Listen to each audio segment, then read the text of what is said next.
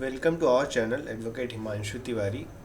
काफ़ी लोगों की ये रिक्वेस्ट थी कि सर जितने भी लॉ के सब्जेक्ट्स हैं उसको एक एक करके आप अगर पढ़ा देंगे तो आसानी हो जाएगी उन लोगों के लिए जो अदर जगह से कहीं से कोचिंग्स नहीं ले पा रहे हैं, फिर उनको दिक्कत हो रही है। तो हम लोग स्टार्ट करने वाले हैं। आज पहला दिन है, हम लोग स्टार्ट करेंगे यहाँ से कॉन्स्टिट्यूशन से। ठीक है, कॉन्स्टिट्यूशन ऑफ इंडिया इंट्रोडक्शन आज हम लोग इसका देखेंगे। ये पहली क्लास है और उम्मीद है कि आप सभी लोगों को बेनिफिट होगा और ज़्यादा से ज़्यादा आप ज़रूरतमंद लोगों तक इसे आप पहुंचाने में कामयाब होंगे। तो पहले अगर देखा जाए तो सबसे पहले 24 जनवरी, आप अगर चाहें तो अपना नोट्स भी प्रिपेयर कर सकते हैं, हमने उस टाइम पे अपना किया हुआ था। 24 जनवरी 1950 को 284 सदस्यों ने संविधान पर अंतिम रूप से हस्ताक्षर किए थे। ये क्वेश्चन बनता है, जितने भी चीज़ें मैं बताऊंगा वो ज़्यादातर अगर आप कॉम्पिटिटिव एग्ज़ाम की तैयारी करेंगे तो उसमें क्वेश्चंस भी बनेंगे। तो कितने लोगों ने साइन किया था? 284 लोगों ने अंतिम रूप से जो हस्ताक्षर हुए थे, ये मैं उनकी बात कर रहा हूँ। 26 नवंबर, डेट सारी याद रखनी है, 26 नवंबर 1949 को संविधान स्वीकार किया गया, अंगीकार किया गया। ठीक है, इसके बारे में अभी हम लोग पढ़ेंगे। स्वीकार किया गया, अंगीकार किया गया। ये इस समय अध्यक्ष जो थे संविधान सभा के, वो हस्ताक्षर किए थे। तो ये कंफ्यूज करता है कई बार, उस 1950 में कौन कौन अंतिम रूप से कब किया गया था, और यहाँ पे जब किया जाता है तो ये देखा जाता है कि संविधान सभा के अध्यक्ष ने 1949 में सिग्नेचर किया था, हस्ताक्षर किए थे। अब दूसरा ये बन जाता है कि संविधान सभा में कुल कितने अधिवेशन हुए थे, कुल कितने अधिवेशन हुए थे, अधिवेशन। तो ये टोटल 12 अधिवेशन हुए थे, ये आप लोग को याद रखना है कि ये कुल 12 अधिवेशन हुए थे। और फिर 26 जनवरी 1950 को संविधान लागू किया गया और उसके साथ ही संविधान सभा को भंग कर दिया गया। तो संविधान सभा को भंग कब किया गया और लागू कब किया गया, दोनों डेट सेम है, आपको याद भी रखनी है कि 26 जनवरी 1950 को संविधान लागू कर दिया गया और संविधान सभा को भंग कर दिया गया। स्टार्ट उद्देशिका से चूंकि हम लोग करने वाले हैं, तो उद्देशिका सबसे पहले ये जान लीजिए, ये लिया कहाँ से गया, प्रेम्बल ऑफ द कॉन्स्टिट्यूशन, जिसे हृदय भी कहा जाता है भारतीय संविधान का। ये लिया कहाँ से गया है, ये भी इम्पोर्टेंट होता है। तो ये यूएसए से लिया गया, यूनाइटेड स्टेट ऑफ अमेरिका, वहाँ से लिया गया। ठीक है, अब हम लोग अगर इसके आगे बढ़ें, उससे पहले इसके इंट्रोडक्शन में कुछ चीज़ें और आती हैं, अगर आप नोट करना चाहें तो नोट कर सकते हैं। भारत सरकार अधिनियम के अधीन एक संरक्षक न्यायालय का गठन किया गया था। उस न्यायालय का नाम क्या था, ये पूछा जाता है। तो उस न्यायालय का नाम था संघीय न्यायालय, संघीय न्यायालय। ठीक है, प्रश्न क्या था? भारत सरकार अधिनियम के अधीन एक संरक्षक न्यायालय का गठन किया गया था, उस न्यायालय का नाम संघीय न्यायालय था। ये बात आपको याद रखनी है, ये प्रश्न में पूछा भी जाता है। ठीक है, आगे एक चीज और पूछी जाती है कि माउंटबेटन योजना के परिणाम स्वरूप भारत स्वतंत्रता अधिनियम 1947 पारित किया गया था। ये भी आपको याद रखना है, किस योजना के तहत पारित किया गया था? माउंटबेटन योजना थी, उसके परिणाम स्वरूप ही भारत स्वतंत्रता अधिनियम 1947 पारित किया गया था। दूसरा और पूछा जाता है द्वैध शासन जिसे कहा जाता है, डायरकी जिसे आप कहते हैं इंग्लिश में, भारत सरकार अधिनियम 1919 द्वारा स्थापित किया गया था। 1999 में डायरकी, द्वैध शासन जिसे कहा जाता है। तो ये भी क्वेश्चन आता है, इसको भी आप याद रखें। उसके बाद जो नेक्स्ट क्वेश्चन बन सकता है इंट्रोडक्शन में, वो बनता है संविधान सभा की प्रथम बैठक कब हुई थी? ये 9 दिसंबर को 1946 में हुई। ये जो थी अस्थायी, उस समय संविधान सभा के अध्यक्ष चुने गए। ठीक है, वो कौन थे, इनका नाम याद आपको रखना है, एस.एन. सिन्हा साहब थे। ठीक है, एस.एन. सिन्हा साहब को वहाँ पे चुना गया अस्थायी संविधान सभा के अध्यक्ष के रूप में। ठीक है, नेक्स्ट क्वेश्चन जो इस पे बनता है इंट्रोडक्शन पे, वो बनता है सर्वसम्मति से संविधान सभा का अध्यक्ष किसे चुना गया था? ये बहुत कॉमन सा क्वेश्चन है लेकिन पूछा जाता है, तो ये आप याद रखेंगे, राजेंद्र प्रसाद जी को रखा गया था। राजेंद्र प्रसाद जी को सर्वसम्मत से अध्यक्ष चुना गया था। उससे पहले कौन थे अस्थायी रूप से, तो वो एस.एन. सिन्हा जी थे। नेक्स्ट क्वेश्चन बनता है, लॉर्ड माउंटबेटन की सिफारिश पर संविधान सभा का गठन हुआ था। ये भी आपको याद रखना है, संविधान सभा का गठन किसकी सिफारिश पर हुआ था, लॉर्ड माउंटबेटन की सिफारिश पर। नेक्स्ट क्वेश्चन ये बन जाता है, संविधान सभा के संवैधानिक परामर्शदाता कौन थे। आप चाहें तो अगर आपको पता है तो आप पॉज करके आंसर कमेंट में दे सकते हैं। तो परामर्शदाता जो संवैधानिक बनाए गए थे सभा के, संविधान सभा के, वो बनाए थे बी.एन. राव साहब। ठीक है, तो ये आपको याद रखना है। नेक्स्ट क्वेश्चन, संविधान सभा ने राष्ट्रीय ध्वज तिरंगा को कब अपनाया था, कब स्वीकार किया था, तो उसकी डेट है 26 जुलाई 1949। कब है, 26 जुलाई 1949 को। ये डेट बहुत पूछी जाती है लगभग सभी एग्जाम्स में, इसे आपको याद रखना है। आगे बढ़ते हैं, विधिक सेवा दिवस 9 नवंबर को मनाया जाता है। विधिक सेवा दिवस की बात हो रही है, तो ये कब मनाया जाता है, 9 नवंबर को। विधि दिवस कब मनाया जाता है, इसमें और विधिक सेवा दिवस में दोनों में एक अंतर करते हैं, और विधि दिवस मनाया जाता है 26 नवंबर को। ठीक है, संविधान सभा के जो सदस्य थे उनको सम्मान देने के लिए 26 नवंबर को क्या मनाया जाता है, विधि दिवस, और वहीं जगह विधिक सेवा दिवस जो मनाई जाती है वो 9 नवंबर को मनाई जाती है, जिसे राष्ट्रीय भी कहा जाता है। ठीक है, उम्मीद है इंट्रोडक्शन के जो ये क्वेश्चंस हैं, अगर आप एक बार उठा के अपने प्रीवियस ईयर क्वेश्चंस देखेंगे तो आपको काफ़ी ज़्यादा उसमें इजी होगा और चीज़ें समझ में भी आएंगी कि ये हम क्यों इंट्रोडक्शन पढ़ रहे थे। क्योंकि जब आप पढ़ते हैं तो सबसे ज़्यादा इम्पोर्टेंट होता है कि वहाँ पे आपने कितने क्वेश्चंस को सॉल्व किया। जब तक आप क्वेश्चंस नहीं सॉल्व करते हैं तब तक आप चीज़ों को समझ भी नहीं पाते हैं कि जो हम पढ़े हैं वो क्या चीज़ें हमारे यूज़ में आ रही हैं, क्या नहीं आ रही हैं। तो जितना भी आप थ्योरी पढ़ें कोशिश करें उसके MCQs ज़रूर लगाएं। ओके, हम लोग आगे बढ़ते हैं और अपने कॉन्स्टिट्यूशन को देखते हुए चलते हैं। यहाँ पे पहला वर्ड ही दिया गया वी, यानी हमारे लिए। ये किसी व्यक्ति विशेष के लिए ना हो कि ये हमारे लिए। हमारे से मतलब क्या है, the people of India, Bharat के लोग। कौन लोग, भारत के लोग। सॉरी राइटिंग मेरी कम अच्छी है। We the people of India, हम भारत के लोग। ठीक है, क्या कर रहे हैं, having solemnly resolved to constitute India into a, किसमें हम लोग अपने आप को रिजॉल्व कर रहे हैं, sovereign, socialist, secular, democratic republic and to secure to all its citizen, अपने सभी नागरिकों को सिक्योर करने के लिए क्या चीज़ें हम कर रहे हैं, सॉवरेन बना रहे हैं, सोशलिस्ट बना रहे हैं, सेकुलर बना रहे हैं, डेमोक्रेटिक बना रहे हैं, रिपब्लिक बना रहे हैं।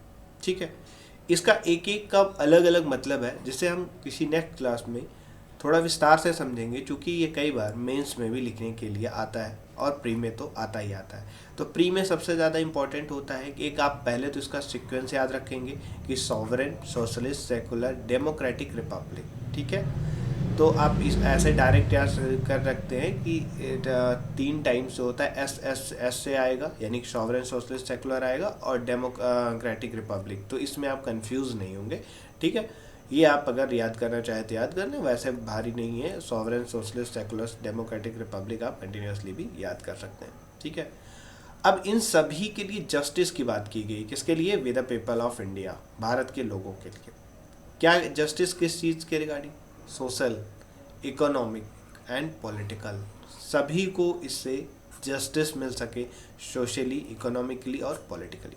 ठीक है, लिबर्टी दी गई। लिबर्टी किस किस चीज़ की दी गई, लिबर्टी ऑफ थॉट्स, अपने विचारों को रखने के लिए लिबर्टी दी गई। एक्सप्रेशन, जो आप व्यक्त करते हैं, अपने विचार जो आप व्यक्त करते हैं, एक्सप्रेशंस जो देते हैं, उसके लिए आपको लिबर्टी दी गई। बिलीफ करने के लिए लिबर्टी दी गई, फैथ के लिए दी गई, वर्शिप के लिए दी गई। आपके बिलीफ को भी माना जाएगा, फैथ को, आपके वर्शिप पे कहीं से भी आँच ना आए, पूजा पाठ पे आँच ना आए, उसके लिए आपको लिबर्टी दी गई, स्वतंत्रता दी गई। फिर आगे हम लोग जब बढ़े तो हमने देखा इक्वालिटी हमने दिया। सभी भारत के लोगों के लिए। इक्वलिटी ऑफ स्टेटस, सभी का जो स्तर रहे वो समान रहे, जो इक्वली ट्रीट किया जाए सभी को, सभी के स्टेटस को, इसलिए हम इक्वलिटी को दिए। एंड अपॉर्चुनिटी, सभी को अवसर में भी हम क्षमता देने की बात कर रहे हैं। सभी को हम समान रूप से हम क्या देंगे, स्टेटस सबका समान रहे और अपॉर्चुनिटी सबको समान मिले, सबको समान रूप से स्टेटस और अपॉर्चुनिटी मिल सके, ठीक है, अवसर मिल सके। And promote among them all, और सभी को हम आगे बढ़ाने के लिए, प्रमोट करने के लिए उनके बीच में हम इक्वलिटी रखेंगे। फ्रैटर्निटी, भ्रातृत्व की बात की गई। Fraternity assuring the dignity of the individual and it's unity and integrity of the nation. हम भ्रातृत्व रखेंगे डिग्निटी के लिए। डिग्निटी कैसे, ऑफ द इंडिविजुअल, सभी व्यक्तियों की डिग्निटी के लिए। एंड द यूनिटी, और हम लोग एकाग्र रहेंगे, एक जगह यूनिटी बनाकर रहेंगे। इंटीग्रिटी ऑफ द नेशन, और भारत की जो इंटीग्रिटी है उसको हम बचा कर रखेंगे। इसमें हमने ये सारी वर्ड्स अलग अलग इसलिए देखा कि सभी को अलग अलग पूछा जाता है हम किसकी बात कर रहे हैं। आगे कहा गया, in our constitution as constituent assembly this 26 day of November 1949। ये डेट आपको याद रखना है, इसके प्री के क्वेश्चन बहुत सारे बनते हैं। दिस 26 डे ऑफ नवंबर, ठीक है, 1949 क्या किया गया, डू हेयर बाई, हम सभी लोगों ने मिल करके क्या किया है, अडॉप्ट किया है। किसको, कॉन्स्टिट्यूशन को। इनैक्ट किया है कॉन्स्टिट्यूशन को। And give to our self, स्वयं को हम लोग समर्पित भी कर रहे हैं। किसे, दिस कॉन्स्टिट्यूशन, इस भारतीय संविधान को। तो संविधान को समझना पढ़ना उतना ही ज़रूरी है जितना आप अपने अधिकारों को जब पढ़ते हैं।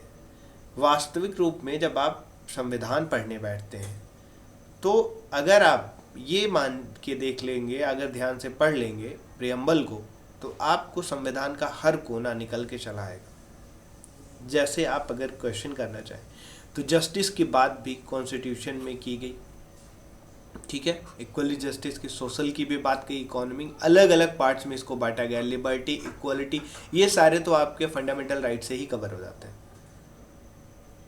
ठीक है। वहीं पे जब आपकी पॉलिटिकल की बात आई, इसके लिए आपको अलग से बना दिया गया। वर्शिप आपकी कहाँ पे सेफ करी जाएगी ये भी आपको बता दी गई, कहाँ पे बचाव दिया जा रहा है, आपके पूजा पाठ पे कोई नहीं आपके धर्म पे आँच ना आने पाए, ये भी बता दिया गया। तो एक एक चीज़ों को अलग से समझाया गया और बहुत बेहतरीन तरीके से। तो इस वजह से कभी भी प्रियम्बल को इग्नोर करके ना बैठें, इसको बेहतरीन ढंग से समझ के ही आगे बढ़ें, ठीक है। एक इम्पॉर्टेंट चीज़ ये है कि अभी तक कॉन्स्टिट्यूशन में केवल एक अमेंडमेंट हुआ है। एक क्वेश्चन ये बन जाता है, ठीक है, the preamble of the Indian constitution has been amended only once. ये याद रखेंगे आप, अभी तक कितना अमेंडमेंट हुआ है, केवल एक, ठीक है। वो भी कब हुआ, 42nd अमेंडमेंट हुआ, ठीक है, 1976 में हुआ। ये आप याद रखेंगे। और लाया क्या क्या गया, सोशलिस्ट वर्ड को जोड़ा गया, सेकुलर वर्ड को जोड़ा गया और इंटीग्रिटी वर्ड को जोड़ा गया। 3 वर्ड्स पूछे जाते हैं 42nd अमेंडमेंट में, क्या क्या लाया गया, इसे आपको याद रखना है। थोड़ा सा अगर 42nd अमेंडमेंट को हम लोग और एक्सप्लेन करें तो देखेंगे कि दिस अमेंडमेंट इनैक्टेड 1976, ये आपको याद रखना है, introduce the word socialist, secular and integrity into the preamble, ठीक है। अब देखा गया location of the added word, कई बार होता है ये पूछ लिया जाता है कि जो शब्द हैं वो कहाँ कहाँ रखे गए। तो सोशलिस्ट और सेकुलर जो वर्ड है वर इंसर्टेड बिटवीन द सॉवरेन, इनके बीच में ला करके रखा गया। And democratic and unity of the nation was change the unity and integrity of the nation. तो इस तरीके से इसको ऐड किया गया था, ये भी आपको याद रखना चाहिए। केस लॉ अगर आपको याद हो, इस पे एक केस आया था इनरी वेरुबारी का, इनरी बेरोबारी, एक इम्पॉर्टेंट केस ये है। दूसरा केस इम्पॉर्टेंट है द केशवानंद भारती। इस केस को आप जितना अच्छे से पढ़ सके उतना अच्छे से पढ़ें, कोशिश करेंगे इस पूरे केस का एक डिटेल्ड वीडियो मैं लेकर के आऊँ, क्योंकि बहुत ही अच्छा इंटरप्रिटेशन इसमें किया गया है कॉन्स्टिट्यूशन के रिगार्डिंग, खास करके प्रियम्बल के रिगार्डिंग। 1973 का ये केस है, Kesavananda Bharati versus state of Kerala. Establish किया गया that the preamble is a part of the constitution. बहस इस बात पे छिड़ गई कि कॉन्स्टिट्यूशन जो है ये पार्ट है कि नहीं है प्रीएम्बल का। तो उसी समय ये केस फाइनल आया और कहा गया कि 1973 में कि कॉन्स्टिट्यूशन का प्रीएम्बल जो है वो पार्ट है कॉन्स्टिट्यूशन का और इसे अमेंड भी किया जा सकता है, लेकिन एक उसमें प्रोविजो के तरीके से लगा दिया गया, basic structures can not be altered. Basic structure जो रखे गए हैं उसे हम छोटा नहीं करेंगे। बेसिक स्ट्रक्चर जैसे फंडामेंटल राइट है उसे हम बढ़ा तो सकते हैं, लेकिन उसे कम नहीं कर सकते, छीन नहीं सकते, छोटा नहीं कर सकते हैं। किसी को जीवन का अधिकार दिया गया है तो उसे कम नहीं किया जा सकता है। वहाँ पे ये बहुत अच्छा इंटरप्रिटेशन किया गया है, इसे हर लॉ स्टूडेंट को ज़रूर पढ़ना चाहिए। अमेंडमेंट की जब बात की जाती है तो आर्टिकल 368 देखा जाता है, अमेंडमेंट वहीं पे बताया गया और कहा गया the amendment of the preamble like other constitutional amendment is governed bye article 368 of the constitution. जैसे अदर प्रोविज़न अमेंड किए जाते हैं 368 के तहत, वैसे ही ये भी किया जाएगा। होप आप लोग को ये चीज़ें समझ में आई होंगी।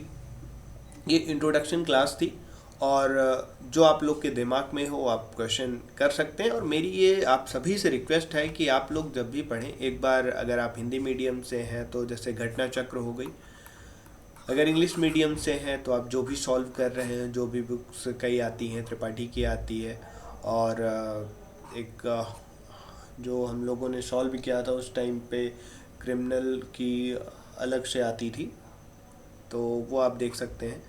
और एक अगर मैं देख पाऊँ तो शायद है कि मेरे स्टल में इस टाइम पे दिख नहीं रही, जुडिशियल सर्विसेज एग्जामिनेशन करके आती है एक बुक, उसमें लगभग हर स्टेट के पेपर्स के लिए दिए रहते हैं, ठीक है, वो आप सॉल्व कर सकते हैं। बाकी बहुत सारे मार्केट में आपको मिल जाएंगे। घटना चक्र आप एक ले सकते हैं, ये हिंदी हो या फिर इंग्लिश दोनों के लिए बहुत ही अच्छी बुक है और इसे आप अच्छे से सॉल्व करें, एक नहीं 2 से 3 बार 4 बार।